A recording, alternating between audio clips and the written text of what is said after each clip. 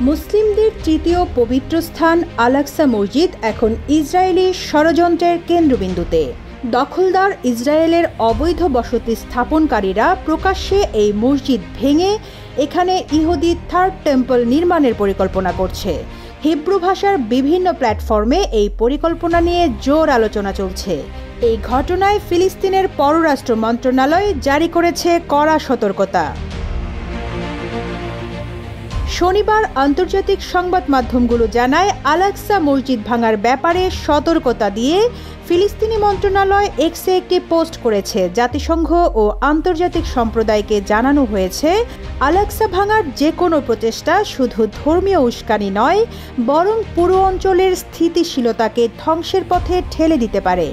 তারা জাতিসংঘ সহ আন্তর্জাতিক সম্প্রদায়কে এর বিরুদ্ধে জরুরি পদক্ষেপ নেওয়ার আহ্বান জানিয়েছে। ওয়ালটন আবারও মিলিয়নিয়ার অফারে ওয়ালটন ফ্রিজ কিনে আপনিও হয়ে যেতে পারেন মিলিয়নিয়ার। বর্তমানে জেরুজালেম স্ট্যাটাস কো অনুযায়ী অমুসলিমরা আল-আকসা প্রাঙ্গণে প্রার্থনা করতে পারে না, কিন্তু সম্প্রতি ইহুদি উগ্রবাদীরা নিয়ম ভেঙে সেখানে ঢুকে প্রার্থনা করছে, নিরাপত্তা দিচ্ছে ইসরায়েলি বাহিনী। শুধু তাই নয়, তারা এখন সরাসরি আল-আকসা মসজিদ ধ্বংস করে নতুন মন্দির নির্মাণের চক্রান্তে লিপ্ত। এদিকে গাজা যুদ্ধ বন্ধ ও জিম্মি বিনিময়ের ক্ষেত্রে ইসরায়েলের সঙ্গে পূর্ণাঙ্গ চুক্তির আলোচনা চায় ফিলিস্তিনের স্বাধীনতাকামী সংগঠন হামাস।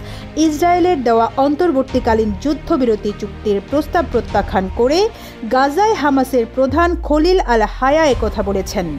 শুক্রবার টেলিভিশনে দেওয়া এক ভাষণে খলিল আল হায়া বলেছেন, হামাস আর অন্তর্বর্তীকালীন চুক্তিতে সম্মত হবে না। তবে হামাসের এই অবস্থান ইসরায়েল মেনে নেবে না এবং গাজায় তেল আবিবের সাম্প্রতিক অভিযান আরও দীর্ঘায়িত হবে বলে আশঙ্কা করা হচ্ছে।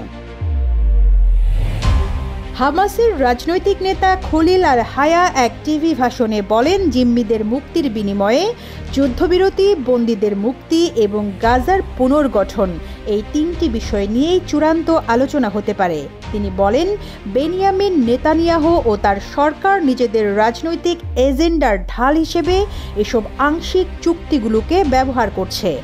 সব জিম্মিকে বলি দিয়ে হলেও তারা এটা করতে চায়। হামাস এই নীতি বাস্তবায়নের অংশ হতে চায় না। চলতি বছরের জানুয়ারির যুদ্ধবিরতি গত মাসে ভেঙে গেছে। মিশর এখনও চুক্তি পুনরুজ্জীবনে চেষ্টা চালাচ্ছে, তবে সফলতার সম্ভাবনা কম। যুক্তরাষ্ট্র বলছে, হামাস শান্তি নয়, সহিংসতাই চায়। তাদের দাবি, জিম্মিদের মুক্তি দাও নতুবা চরম পরিণতি ভোগ করো।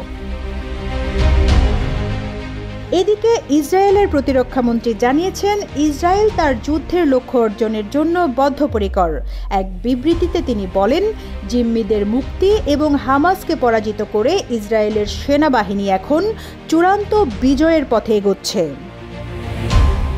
Rizwana Rinti, news desk, Ittefaq.